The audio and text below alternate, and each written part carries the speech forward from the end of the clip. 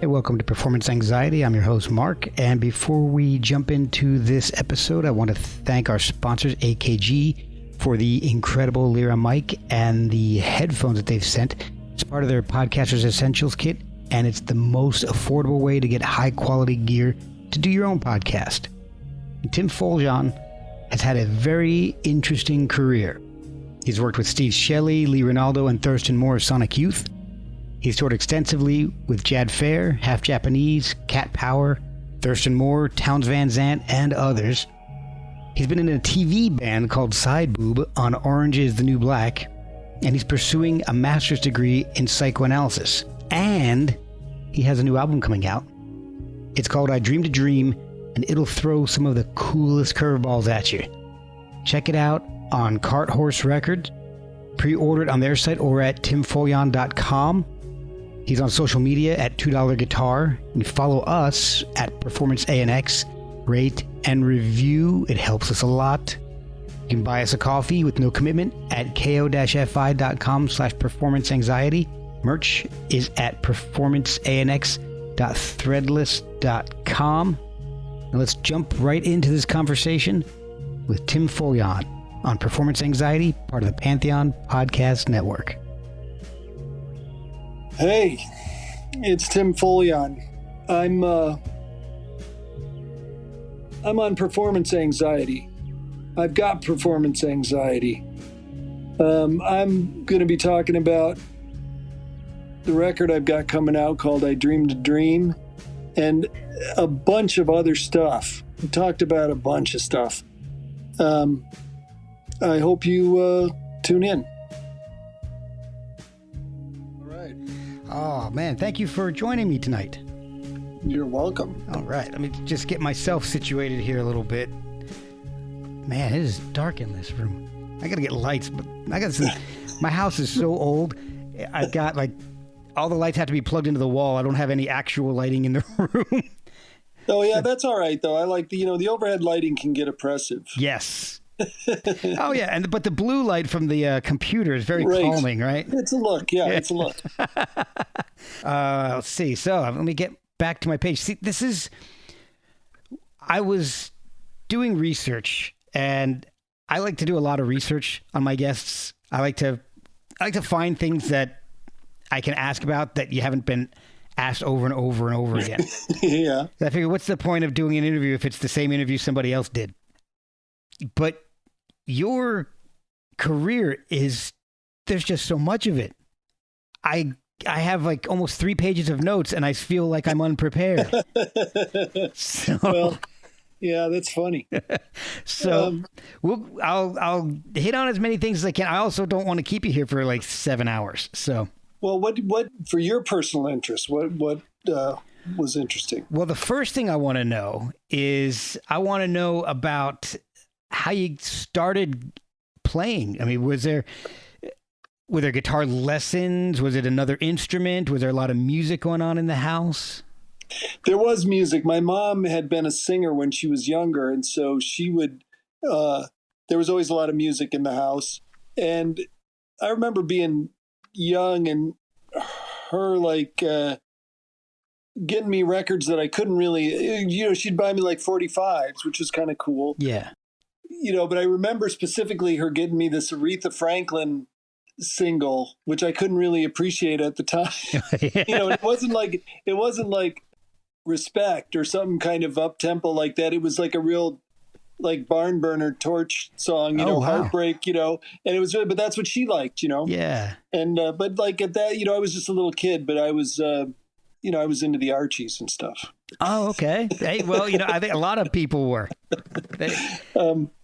It was, so there was music around and I listened to music and it took a while for me to understand that music was made by actual people somewhere in a room playing, I thought it was, I don't know what I thought, but it was all pretty abstract to me. And I started to figure that out, and that was something.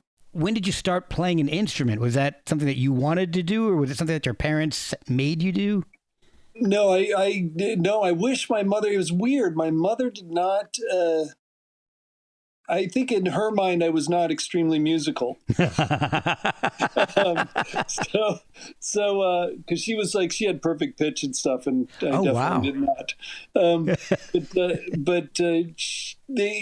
She got me some guitar lessons when I was quite young, but it was on a guitar that we bought at a drugstore, and it was really unplayable. Yeah. And I took some lessons from a hippie lady that taught me and tried to teach me how to play Puff the Magic Dragon, and it kind of bailed. But then much later, I did start taking some lessons and got an electric guitar when I was, 14, 15. Okay. And this is all in Kalamazoo area? No, Midland. Oh, Midland. Michigan. Okay. Yeah, the home of Dow Chemical. Oh, there you go. So when did you decide that this was something that you liked doing and you wanted to play with other people and play out in public in a band? That started, I mean, like I was, in high school, I did start playing with some people, and I wasn't very good, but I found some other people who were also not very good.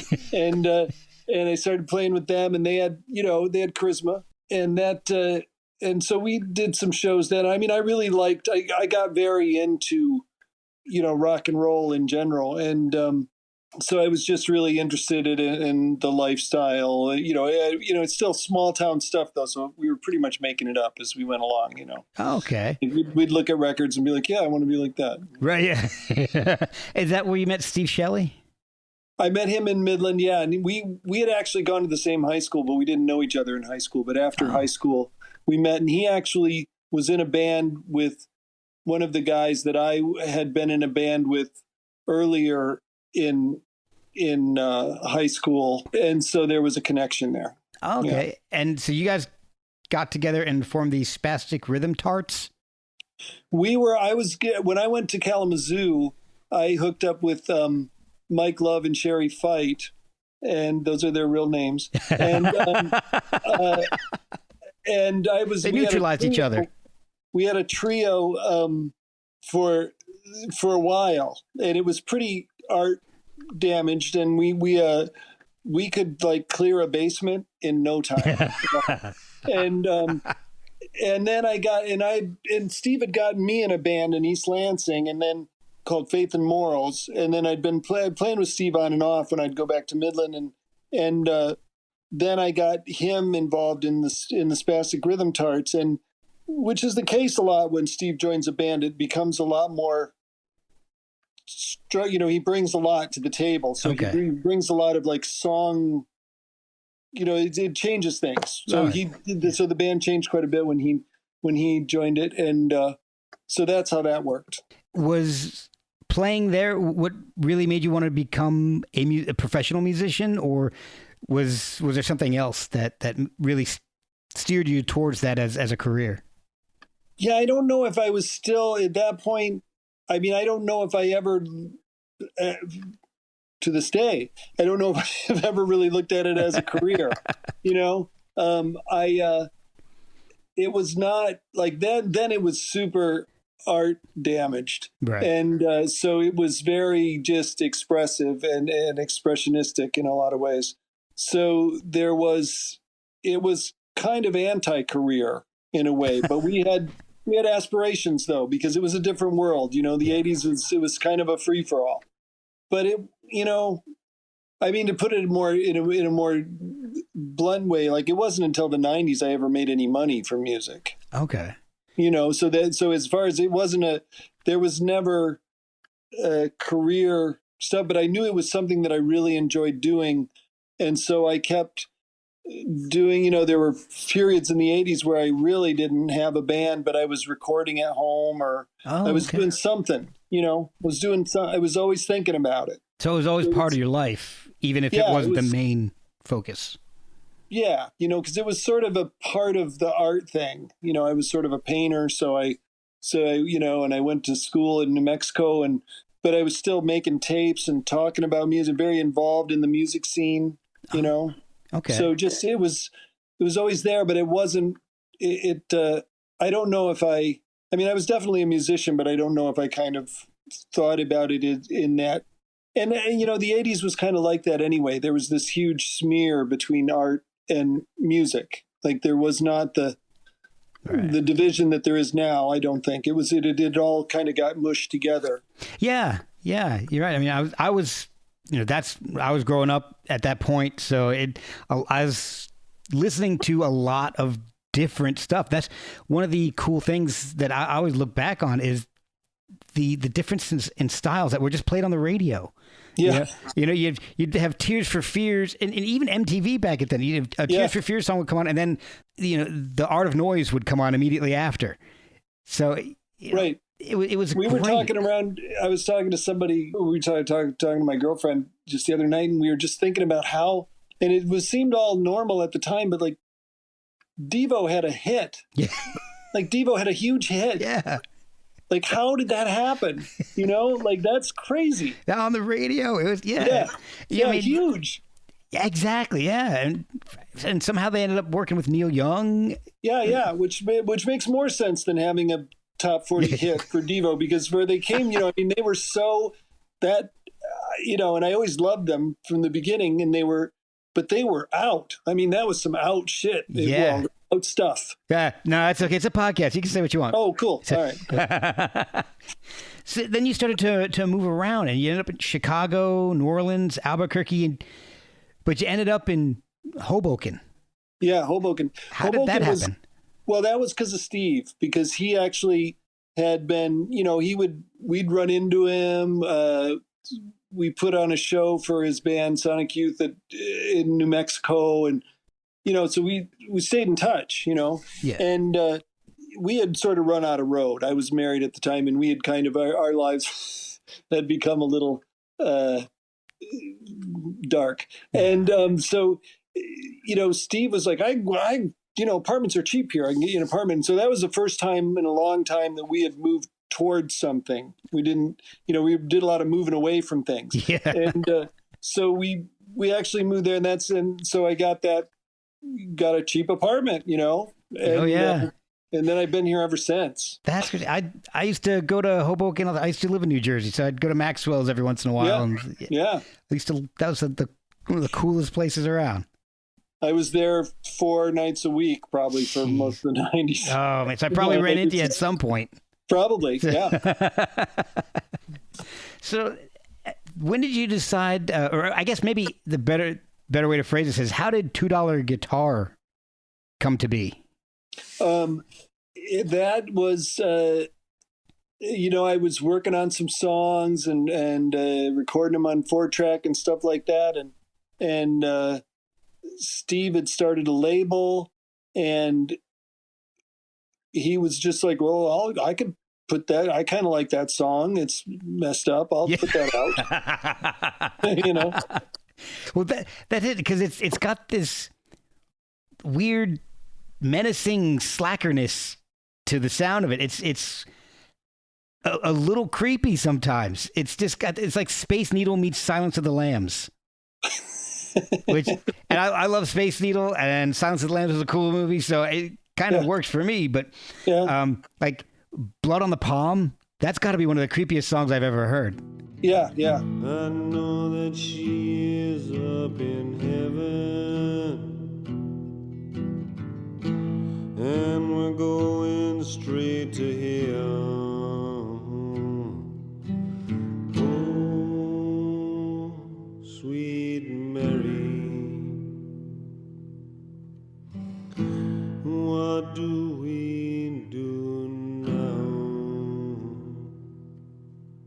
The baby is unburied. But it's a great song. And so the first album was Let Me Bring You Down. Yep. But the title track wasn't till the second album. Right. I'm always curious about that when that happens. Well, it was just a phrase that I thought was kind of humorous for the first one, and but then it came up as a refrain for the second. I don't know. That happens. There's a whole thing, I guess, with my records. There is like this echo. Things show up on the next record from the last record a lot, I guess. Okay. I guess that there's a couple songs that have shown up that way, and definitely some riffs, some musical ideas. Yeah. So was there a progression? Because when you were in the Kalamazoo area, you were more hardcore. The music was a little more hardcore, from what I understand. I tried finding some, and I couldn't. So that single's great, and it's not really exemplary of what we were doing at the time exactly. But that band became Strange Fruit, which I was in a little bit, and then Steve was in for quite a while. And that's a little more, I think, like what it was. But that was, I would think at the time, would have been described more as noise. Okay. It was a noise band. Yeah. And then, but we played with hardcore bands. Okay. So that makes a little more sense then to me. But then by the time you started $2 Guitar, there's more of an Americana slacker, almost like a Pavement feel to the music. Was there a progression, or was it you just kind of got tired and you wanted to try something new? Down. Yeah, slow down. I think I had just gotten really into the songwriter thing, like listening to a lot of, like Leonard Cohen and stuff like that, and Townes Van Zandt, and really interested in that kind of songwriting, and of course I was still listening to Nick Cave now that he wasn't in the Birthday Party anymore. Yeah. And and there'd been this, so there was that, and Scott Walker. I think I was just interested in all this old country stuff, and I don't know. I was just interested in this darker, slower sound. I remember as a kid, I'd been into like, who is it that, sings "You've Lost That Loving Feeling" in is that the Chambers Brothers? The Righteous Brothers. The Righteous Brothers. And, just the low singing thing that was kind of creepy. Oh, the Bill Medley kind of thing. Yeah. I like that. That always was as a thing as a kid. I guess that came back. Wanted to be able to do that, but yeah, I don't know. I think it was just it was musical growth. Yeah, I think it was getting a little. No, I don't know. I listened to. I mean, I think that. Or just a change in taste. But the Spastic Rhythm Tarts was definitely one of the greatest bands I was ever in. It was so good. They were one of the greatest names. They were so good, and it was like I could. I'm not that person anymore. None of us are. So you couldn't do that. But it was a fantastic thing that couldn't happen again. Yeah. So the third album ends up being all instrumental. Was that the plan from the start for $2 Guitar? No. That record, I wish I could remember how that. I think it had to do with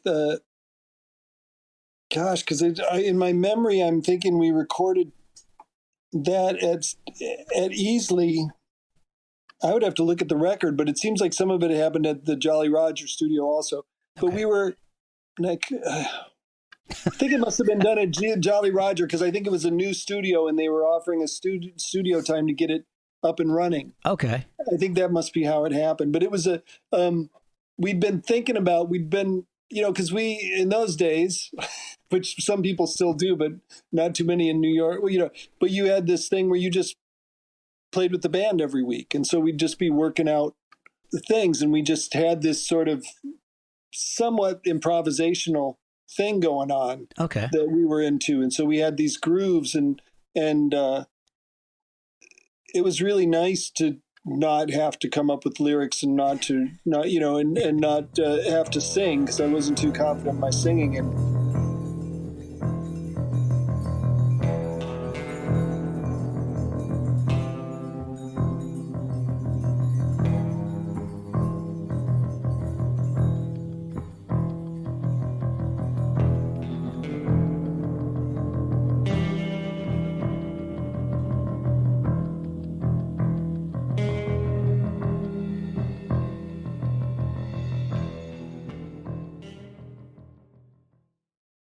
And it turned out to be one of the most popular records we did, which I don't know what that says about my singing. I don't know, but I'll tell you, the album Weak Beats and Lame Ass Rhymes wins my vote for the best album title of all time. Oh, good. I absolutely love that title. But during that time, you're also collaborating and touring with a lot of people. Half Japanese, Cat Power, Thurston Moore. How did that come about? How was that something that you were looking for work, or were people just saying, "Hey, I like your sound. Why don't you come and play with us?" It started with Jad. It started, because of Steve. Steve was playing with Jad. Oh, Jad Fair. Jad Fair and Friends was the thing he was doing then. And they were doing a show in Philly. And Steve said, Jad says, bring your guitar. You sit in on a couple songs. And I get there and Jad wants me to play the whole set. He's like, it doesn't matter what song you play as long as you're playing a song. And so, okay. And so we did that. And then he seemed to like it apparently. And so then he had me tour with him in Europe and stuff. And that was the beginning of stuff. And then just weird things would happen. I'd get asked to drive for the Boredoms and ended up playing. Right. And I mean, I think, and Steve and I sort of developed this drum. And in those days, it was kind of de rigueur to not have a bass player. So we got these gigs as sort of we were trying to do the Sly and Robbie of indie rock, but we would get set up as a rhythm section a lot for people, okay. And like met Sean at a show. Steve was playing with the Raincoats, and Sean opened up, and she was great, and so I followed her around and talked to her and stuff like that, and she needed a band then, and so we ended up playing with her, and okay. It just is happenstance. I mean, the Thurston thing was more deliberate. Yeah. He knew me, How did you get hooked up with Townes Van Zandt? That was through Steve, and that was via Mudhoney. They had his connection, and Steve was a huge fan of Townes, and we'd gone to see him a couple times and talked to him, and he turned me on to Townes, and Steve had set up this thing, and right then he was... Sonic Youth had some sway at Geffen, and so he had made this mixtape of Town songs, and so he'd worked up this deal with Geffen where they could do a re-release of some hits and also a new record. Oh, cool. And so we met with him a few times. It was always an adventure.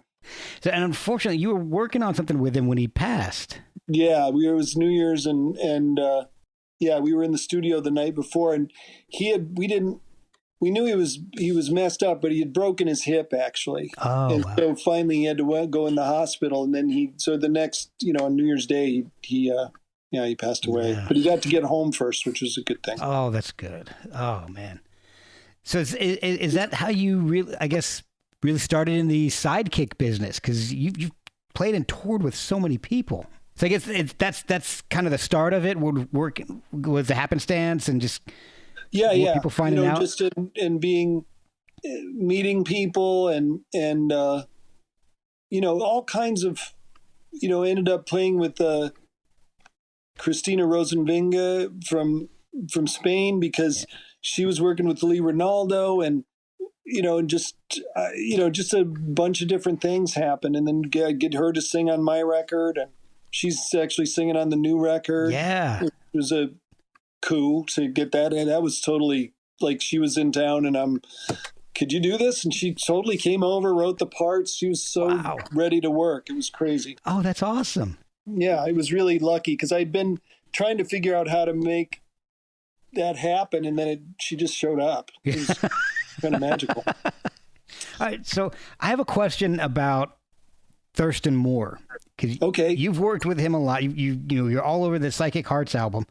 Yeah, he's completely insane. That was one question.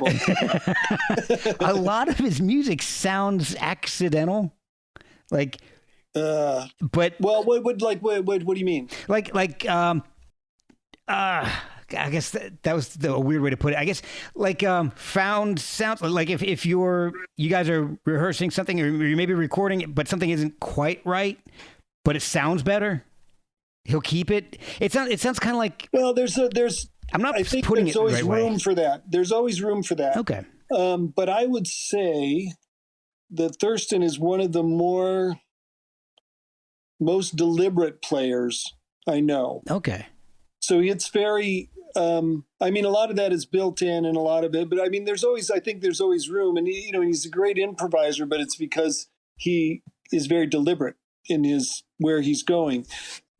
Probably I would guess that probably not very much of what sounds accidental is. Okay. I would guess. I'll go back to a story that I'd heard about Matthew Sweet, and it kind of, hearing Thurston Moore makes me think of this story, and it's that when he was recording, I guess it's maybe the Altered Beast album. I don't know if it was Richard Lloyd or Robert. One of the guitarists had dropped his guitar or something while they were playing. Like the strap broke and it hit something and it made this weird sound. And he's like, "Oh, keep it. That sounds great." Yeah. So that's what I kind of mean by the accidental. It sounds like. Well, yes, but I think that Thurston, the way he plays guitar, there is a conscious looking for those things all the time. So they're all. I mean, I think. And I kind of think that guitar is such a wacky instrument, especially electric guitar. In some ways, it's all found sounds, because it's never really in tune. It's just, but I've been thinking about this found sounds thing a lot. And I think that Thurston would probably be really pleased that that's how it sounds. That is because he was totally into that tradition of a prepared piano, cage and stuff like that. So there's things there that are out of your control. But that said, Thurston's very deliberate in what he puts out. Okay. It's pretty deliberate playing. Okay. Yeah. We'll be right back after a word from our sponsors. When did you decide to start doing solo albums instead of band work? Well, I guess the last $2 guitar record was something I made in my house by myself. It just all, the band sort of dissolved. It just, I don't know. I guess it was, it's something about it made sense to me that there was a solitary aspect to the music and a sort of isolated thing.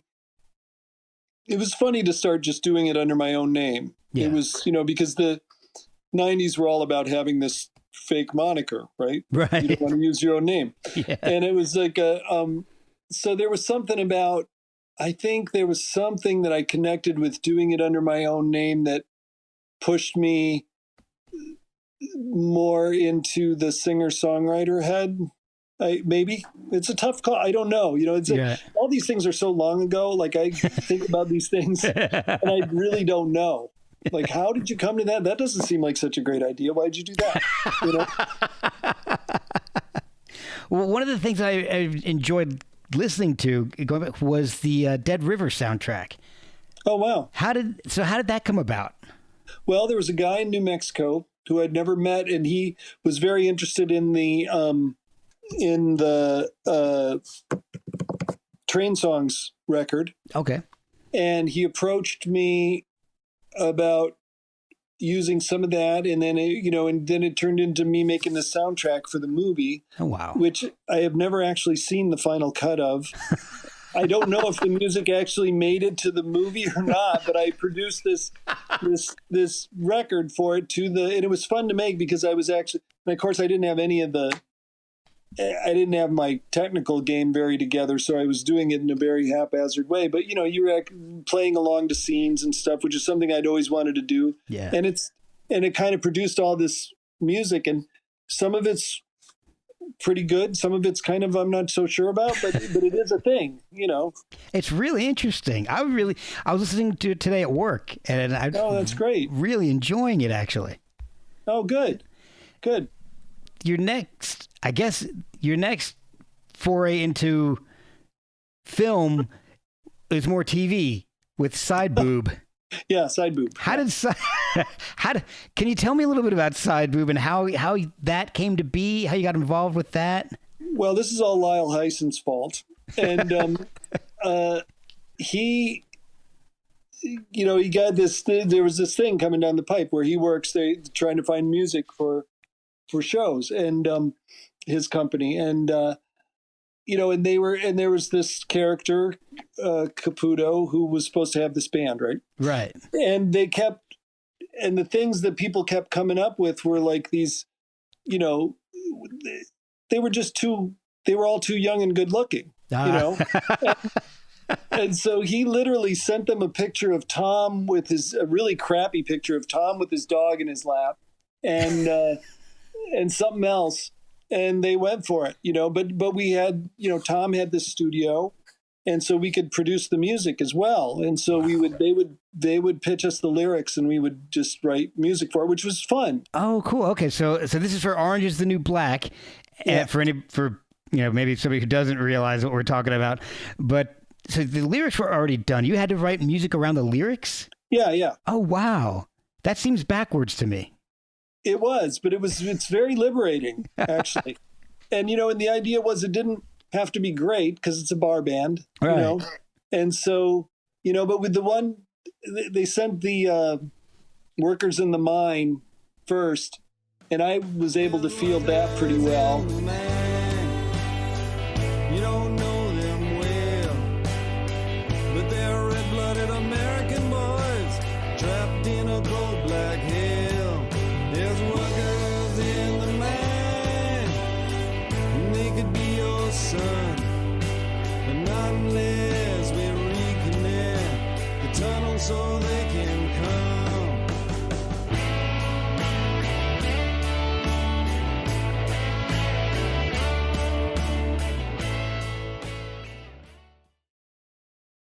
Because it just made sense to me, and it was just so. I mean, like we couldn't believe how the lyrics are really kind of dumb in a kind of great way, and so it was just fun. And but then we had to act. Yeah, and that was really kind of horrifying. Oh, so is this your first film credit? Probably. Well, no, I was in a Townes Van Zandt movie. Oh, that's so right. That shows up. Yeah, that's right.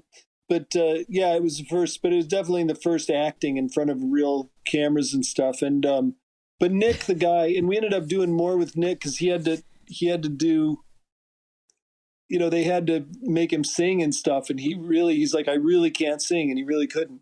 And we worked with him and did stuff, and it really worked out. And he was so game, and you could see it was so difficult for him because as an actor, I think it's pretty easy for him. Yeah. Now at this point, but he was actually he was a great hang. Just like his thing was totally cool. Yeah. And at what point did you start pursuing your master's in psychoanalysis? Well, that's a good question. I think it had to be 5 years ago or so. Okay. Roughly. It's been a while. I started my master's in something a few years ago, and I'm still not where I don't even remember what it is because I haven't worked on it. Do you remember what it is? No, I don't. I think it was something with marketing, but I don't remember. A lot of good that's going to do me. So is that something you've always had an interest in, or is that something based on the songwriting that piqued your interest? Well, it's funny because my interest in it was always kind of because of surrealism. Okay. There was this real presence of psychoanalysis in surrealism, and I was interested in Woody Allen movies, so there's always a lot of psychoanalysis in there. Oh yeah. And but there were just weird random stuff like that, and then I started. I went to a place in the city because I was having some conflicts in my life, and I went to a place that had a sliding scale. I'd heard about this place before. Okay. And I started doing that, and something was going on, and I couldn't figure out what it was. Definitely something was happening, and things were changing in my life, and things were changing, but I couldn't figure out how that was happening. And I think that's what piqued my interest. Okay. It just was like, what is going on here? Yeah. And that place was in the basement of the institute where I ended up going. Oh, okay. Now, does the psychoanalysis, the study of psychoanalysis, does that ever intentionally creep into your lyrics? Yeah, I mean, well, I think even, unconsciously, absolutely. Yeah. What about consciously? Consciously, yeah. Well, this whole new record about dreams and everything, because dreams are really important to psychoanalysis. And what is a dream and what isn't, and stuff like that. There was a lot of thinking about those things. But now it's funny, I tend to think about songs that were already written. I think about them in, sort of somewhat psychoanalytical terms, just like a different perspective. Okay. Oh, so do you go back and look at your old music with a new light? While, yeah. And it's totally weird that it's basically written and performed by a stranger, and just like, well, that's really, wow, I could do that again, or that's that. It's really interesting to me, and I get a kick out of it. That's the nice thing about making things, is you go back and you can see them later. Yeah. After a few years go by, you have a lot more appreciation for them, I think. Yeah. Hopefully, yeah. So we mentioned the new album. I Dreamed a Dream, and you kind of got back together with a couple of your guys from $2 Guitar. Was that the plan from the start? So you got back Jerry Wilms and Christina, which you've mentioned. Right. Yeah. Was that the plan? Well, I know Christina wasn't really the plan. That was a lucky happenstance. But was it kind of the plan to do an album with Jeremy, or was that again? Well, Jeremy was on the last one too. Okay. He was on Fucking Love Songs. And you fed me your heart, and I still wonder why. The night is long and I go hunting in your wardrobe, in your flesh and your bone. And Jeremy was super integral to this one because he had been doing all this composition work, and so I hit him up to do the string arrangements on this, and that's, so there are these really big, really abstract, well, not really abstract, but I asked for something kind of modern, or, I didn't have to say much. I don't know what I asked for. I think I said 3 words and he got it immediately and came back with these things that were perfect. So he was, he's the arranger on this thing. And so it's really much more of you can really feel him in this thing. But I've been working with Jeremy pretty much the whole time. Okay. So he has never gone away. Brian, also, I've been working steadily, in live situations and on the last record and stuff for a long time. Both of those guys are sort of solid. Brian Cantor. Yeah. He's playing the drums on the album, and I'll tell you, this album I liked it when I first heard it, and every time I listen to it, it's growing on me more and more, and it's really good. I love the opener. Once the plucked strings, that's a beautiful, beautiful opener.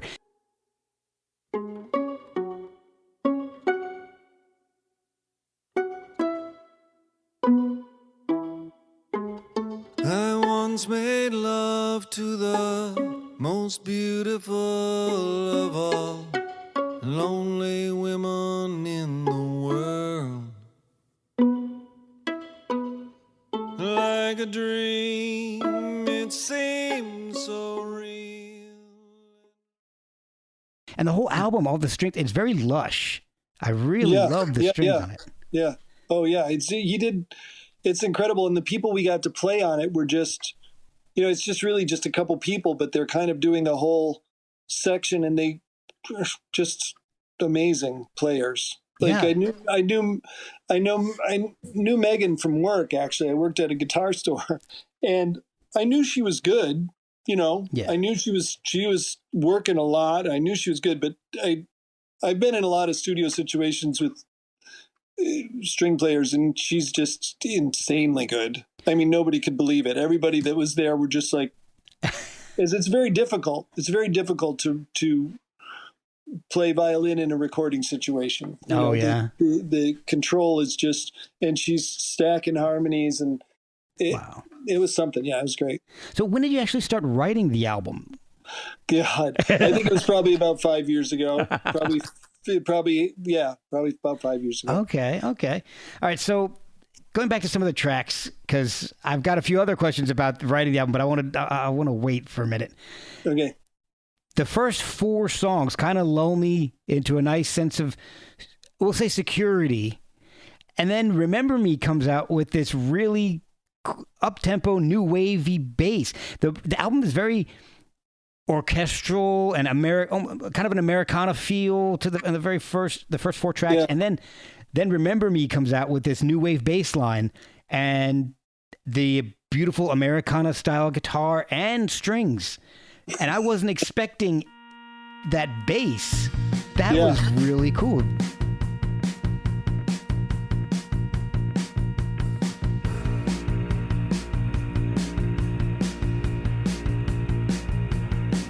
Remember me, my love,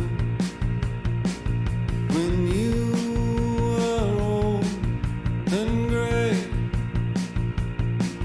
when you are no longer young, and I am in my grave.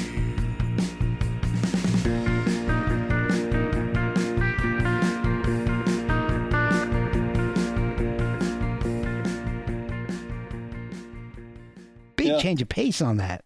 Yeah. It was, and that song had begun its life as sort of a twee, old English ballad kind of thing. Oh, wow. And, but the krautrock thing just snuck in there. It was really good. And those guys are just like they, on that song, Brian and Jeremy, like that playing, it just is astounding. Like, to keep that kind of propulsion going like that is really something. Oh yeah, and it's a steady beat going through that whole thing. It's rock solid. Yeah, they're nuts. They're nuts. They're way above my pay grade. Really. And then you flipped it on me and you roll it right into Wake Up, which that's my favorite track on the album. Well, that's good. Absolutely. That's a lot about you. It does. I think it does. And I'll be putting the clip in here so people understand that one.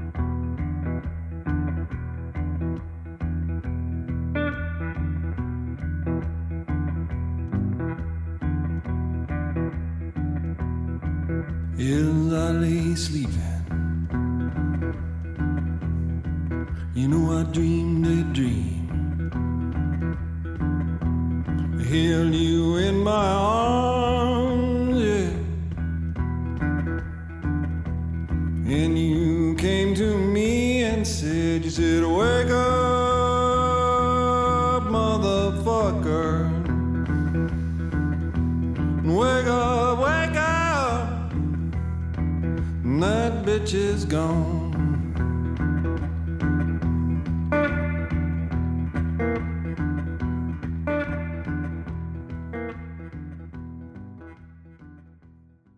But I wasn't expecting that at all. It's got this badass riff. I love that guitar line, and there's not a lot of instrumentation to it, but the lyrics are awesome, and it sounds like there's a really interesting story behind it. You want the story? I would love it. That is actually from that started with a real dream. Oh wow. So there really was a dream where somebody came to me and said, "It's done. I'm gone," Yeah. And it was about a situation that was happening in real life, and so then it just is, a pretty basic blues number about death and, how things are are, what was a dream? What, you thought some was, but it's gone now. And okay. I don't know if and of course it's about whatever you think it's about. What do you think it was about? I had a situation early in life that I wish I had heard this song when I was in the middle of it. So that's good. It would have helped me out a lot. Yeah. But it's and that one just sort of came together. And then likewise, the recording came together. It was just a live recording, Oh, awesome. And so it's good. It's good the way it went that way. And it was, and strangely enough, I always wanted to try to make a song like that. Oh, yeah. Yeah. Like it was pretty much there's a few guys that I listen to a lot that I would like, that I'll never be that, but that I could at least sort of take a shot, Yeah.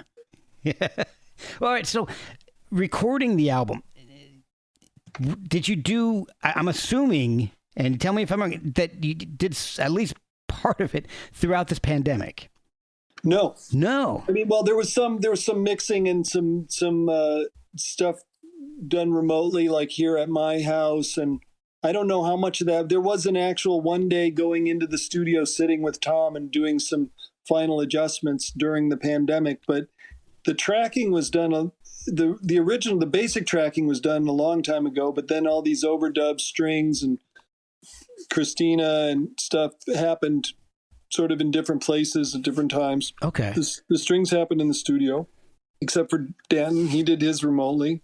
So is that difficult to do when you have so many different parts, like an orchestral piece that you're trying to put into like a 5-minute track, and you've got all these different elements going on? Is it hard to tell somebody what you want when they're doing it remotely and have it come out the way you want it to?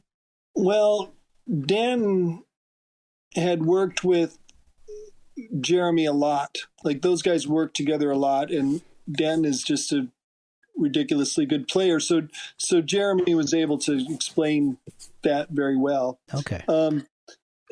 And it's all difficult. It's all difficult. But if you're, the thing is if this is what I rely on. If you choose really good people, you don't have to give much direction. That makes sense. That's a good point.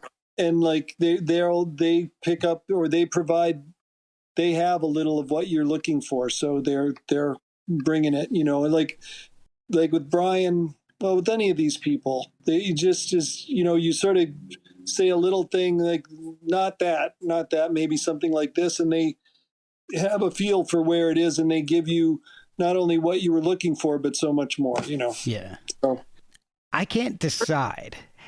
And that the song, I'm not saying that so people have this awesome drone at the end.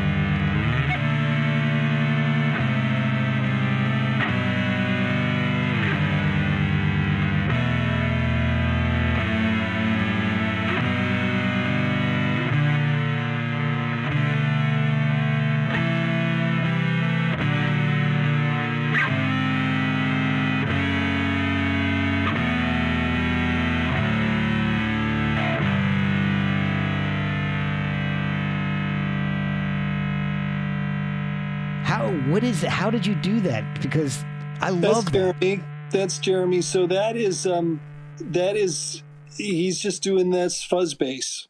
So he's doing that on fuzz bass, and that is also that piece of music that's on the end there that he extrapolated out of those sections.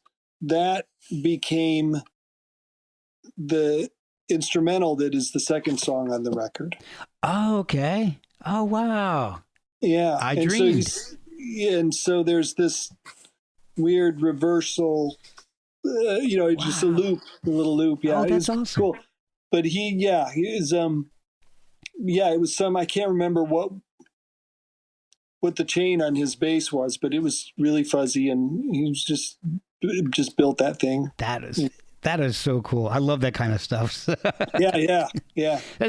But it goes with the whole album. I mean, there's a great classic old sound to the instruments. I mean, do you use a lot of vintage instruments, or are you using newer stuff? Um, it's a lot of actually older, or at least, even if we're all guys that even if we're buying something new, it's something that is made to emulate, or it's modified to emulate something old usually. Okay. Like the drum kit was, I can't remember if it was Brian's kit or it was this new kit that Tom had I can't remember, but anyway, it's the like I used the same guitar in the whole record, and it's an old guitar. Okay. But it's really the players that make stuff sound old. Okay. Like Brian, it doesn't matter if Brian sounds pretty vintage no matter what he's playing. Likewise, Jeremy sounds they can sound really mod. Yeah. If they both have played in some really mod, edgy stuff, but their fingers are old. Yeah. Very old, experienced. Brian's got a really old foot. Yeah. Well, so you mentioned drums. You've got a few tracks like "In My Dreams." The drums on that, it sounds like it's an old drum machine.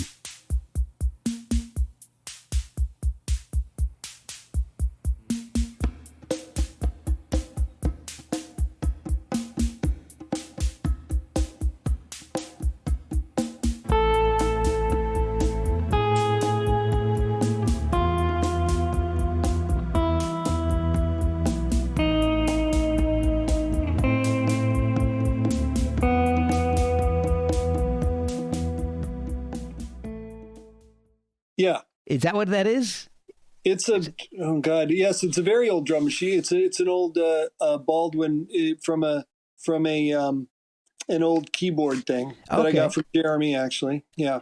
Okay, because I was gonna say it sounds like my grandmother had an old organ kind of thing that she would play, and would have a couple pre-programmed drum beats, like a bossa nova and all kinds and she would just play on this organ and have a blast. That must have been awesome. Oh, it was great. My grandmother was she played piano very well, and I'm really angry because she had this really awesome, and I can't play piano at all, but she had an old organ. I don't remember what kind it was, but she also had two Steinways, and wow, they're gone.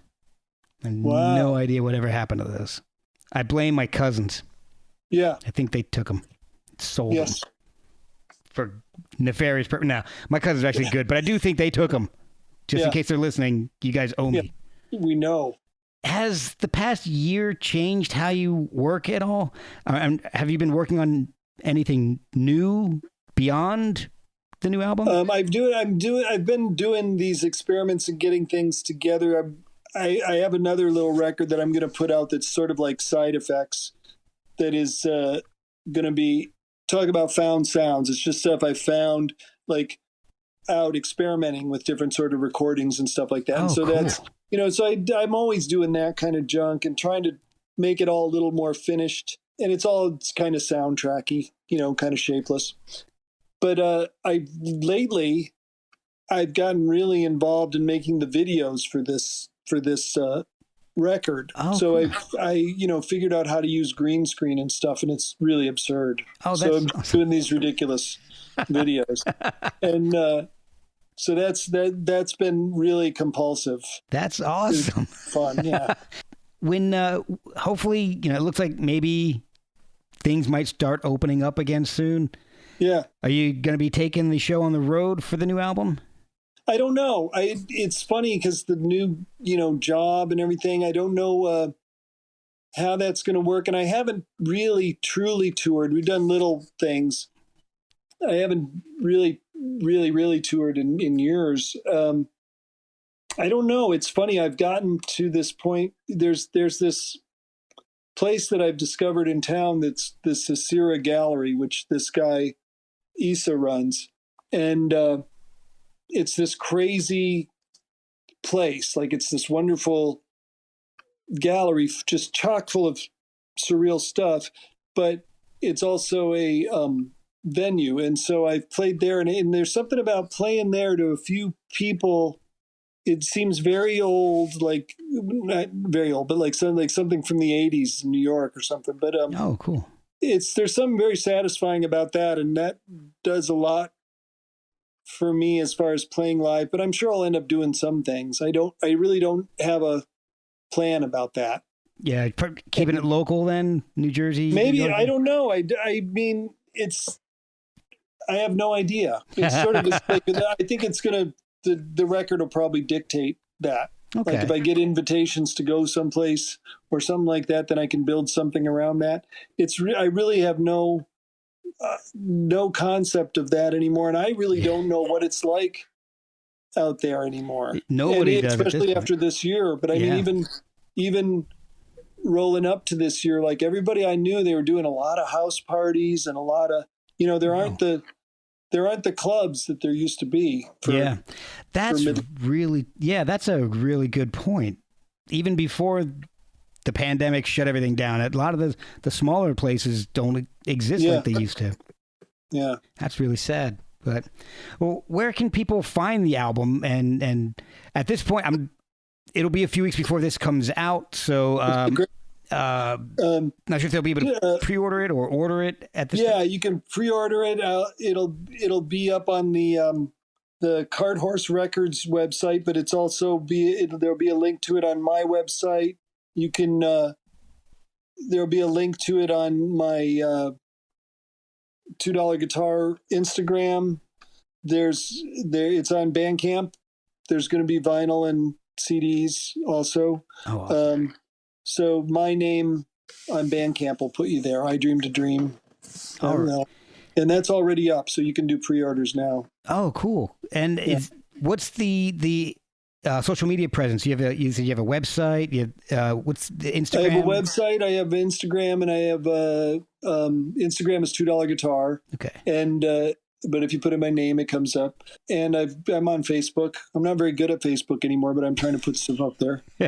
And there's a YouTube channel called Parabolic Chamber, where I've been putting up that's something else I've been doing. I'm putting up some old movies I made from the 80s. And so I'm going to be putting up some more. So these videos will end up there after they premiere. Oh, awesome. That's fantastic. Well, Tim, thank you so much, man. This has been a great time. You. I really do appreciate your time. And I was a little nervous starting this because of the expanse of your career and all the different things you've done. So I really appreciate you helping me work my way through it. Well, you're easy to talk to, and it's a good, it was a lot of little things. Day is done. The day was long, going down with the sun. The light goes out. The stars come on, spinning round, falling down.